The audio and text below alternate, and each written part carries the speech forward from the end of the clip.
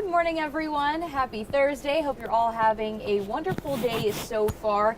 Luckily, I know over the last few days we've been dealing with some fog with the commute. Today, looking a lot better. Yeah, we got a little wind. Yeah. To really get the fog going, you got to be near calm, just a little smidge of a breeze, and clear skies. The skies were generally clear last night. However, there's enough wind. We've kept the fog out of here for the most part. You may have a little bit here or there, but all in all, much better in that department. It's muggier. Right. I can feel that. I think most of you will, so it'll be a little hotter this afternoon.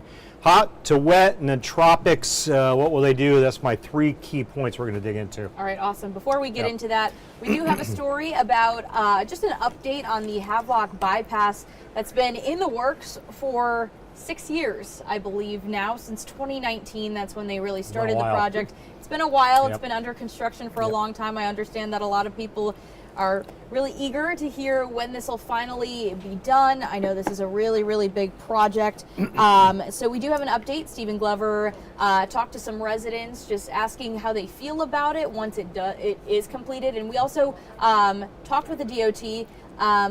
I'm not sure at the time of this story, I don't know if he knew yet when the expected finish date was. It might have been after this story, but we'll get you all of those details right after we show you this. 6 years in the making. The 10-mile Havelock bypass project stretching from northern Havelock to the Craven-Carteret County border has been in the works since 2019 to provide a quicker route and high-speed alternative to using Highway 70, which currently runs through town, but has left many worried of what the future of Havelock will look like once completed. It is a major concern to me that nobody's going to be coming through here anymore. I feel like it might turn into a ghost town. If it weren't for the base, we would be nothing.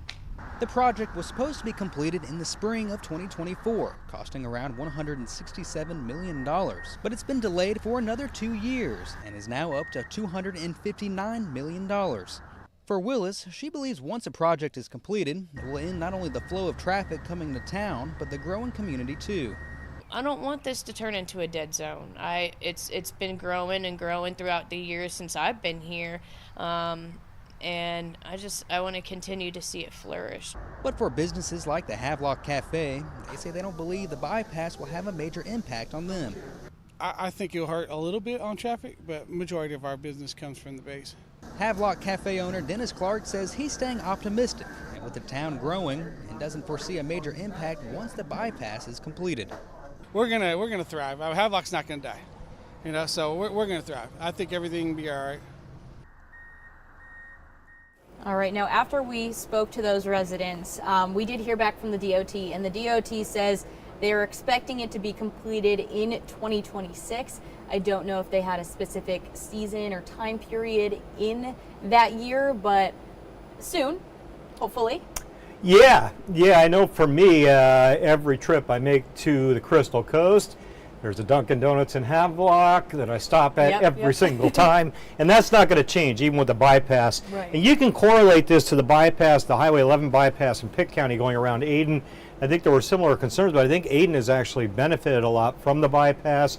A lot of new development in central Pitt County because of the bypass and people being able to get a little further away from the cities. I don't know what the long-term effects will be. Yeah. For me personally, it's all about getting my coffee and 2 donuts every time I go to the beach. Hey, Havelock's the place. Yeah, that's the place to be. All right, well, let's talk weather. We have a few minutes before we head out, so tell us what's going on. Yeah, we'll dig into the weather graphics. Grab your coffee. Let's go through the details. I'm going to take a look first at our potential development area. No, I'm not. What are you doing, computer? We'll get past those school graphics that we already kind of popped through.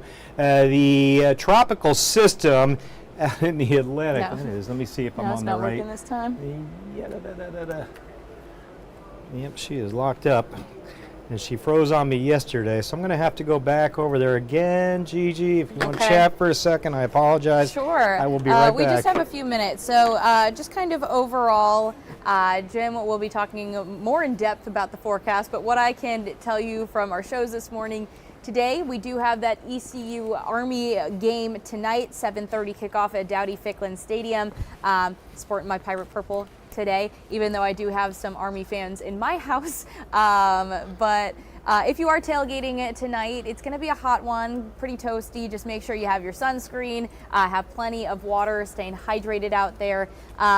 In terms of any kind of showers, storms, anything of that nature, it does sound like pretty much in the clear. Of course, if there is a shower that happens during the game or towards the end of the game, that is possible, but Jim will talk more about that in just a moment. The big news that we have been talking about all morning are these tropical developments that Jim is going to talk about briefly. How much time we got left? We got 2 minutes. 2 minutes. All right, let's go. Let's do this. Pop over to the weather computer. Humberto's winds are at 45, moving northwest at 10. Thank you, Gigi, for covering there. As we give that computer a kick, got it going again. Expected to be a Cat 2 to Cat 3 storm, and then take that north turn late week into the weekend. Now off to the west of newly named Humberto, we may have Imelda as we get into the weekend. This one's going to be a little slower to come together, but expected to do so. That probability up to 90% now as we get into maybe late tomorrow into the weekend. And again, both of those storms taking that north turn. There's the two kind of overlaid. You can see that shift northward early next week. The big question, will we have one system or two? They may meld together into one system. That's possible when they're that close. And then will they make it to the coast before they turn out to sea? And they will kick out to sea sometime, maybe Tuesday it looks like, hopefully staying a few hundred miles off the coast before they do that. There's a lot of details we're working on here regarding the future of those systems. That's 90% now on our development zone. So yeah, both of them turning north. That's good to see. We may end up with one dominant system and one weakening system. That's not a slam dunk, but potentially. And then again, how close do they get? How strong will either one or two of them be? Monitoring the data very closely. Certainly big surf and rips, dangerous rips coming in regardless of how those things develop. That surf will get angry as we get into next week. Back to the here and now. Hot and sunny this afternoon, 91 after the fog clears. And there's not much fog out there, so we're in pretty good shape. I got a few coastal showers. There's our visibilities, half mile or better, with mid-70s now.